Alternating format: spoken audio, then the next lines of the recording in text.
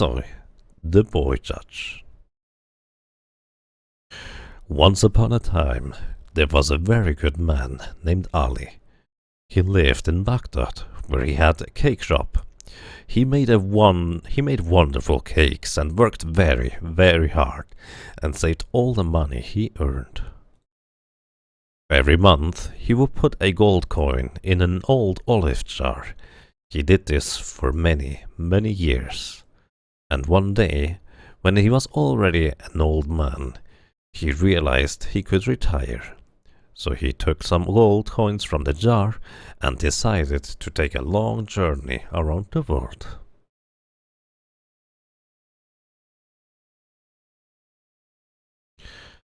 But before his departure, he took the olive jar with the rest of the gold to his friend Hussein and said, "Hussein, I'm going on a trip and I would need you to keep this olive jar for me." Hussein agreed to keep the olive jar and put it on the shelf, right there in the middle. 5 years passed and Hussein forgot about the olive jar, until one day when Hussein's wife needed olives and asked Hussein to get some. He was a very lazy man and didn't want to go to the market, so he decided to take some olives from the jar Ali had left him. When Hussein opened the jar, he discovered that it was full of gold. Hussein took the gold and buried it in his garden. Then he took some olives, filled the jar and put it back on the shelf. A week later, Ali returned from his journey. He went to Hussein's house and asked for his olive jar. Hussein gave him the jar, but it was full of olives. "Where is my gold?" Ali asked in fury. "What gold? You left an olive jar with me, and I'm giving you your olive jar back," replied Hussein.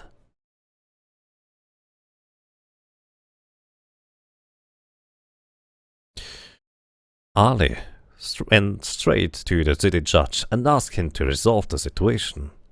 But the judge said, "You cannot prove that there was gold in the jar. How do you expect me to believe you?"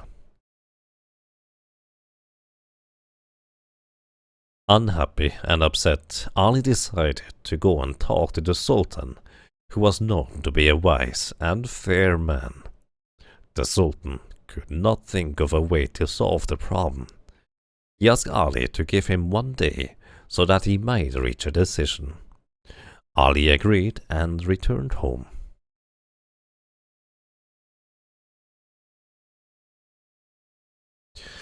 The Sultan wondered what people in the city were saying about this case, so he decided to disguise himself and wander about the streets to hear the people gossip.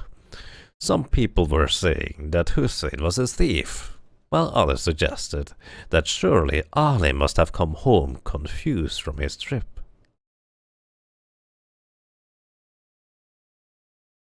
The Sultan was about to return home to his palace without a solution when he saw some children playing a game about the very case on which he was working.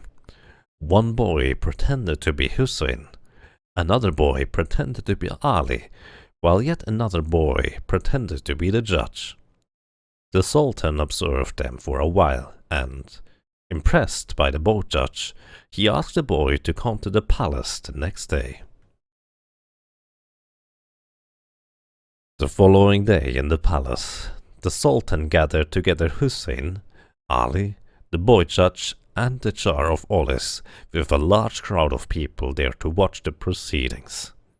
The Sultan told the boy, "Yesterday I watched you play with your friends where you were the judge. I thought you were a very good judge, so you shall try this case now."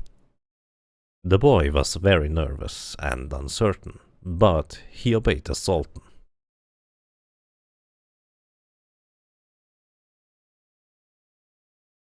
"Hussein," the boy said, "did your friend Ali leave the jar of olives with you?" "Yes," replied Hussein. When did he leave this jar of olives with you, Hussein? The boy asked. He left it with me 5 years ago, Hussein replied. The boy continued and asked, Did you open the jar and taste an olive? Oh, no, said Hussein. Then the boy turned to Ali and said, Give me an olive, please. So Ali opened the jar and gave the boy some olives. The boy ate some.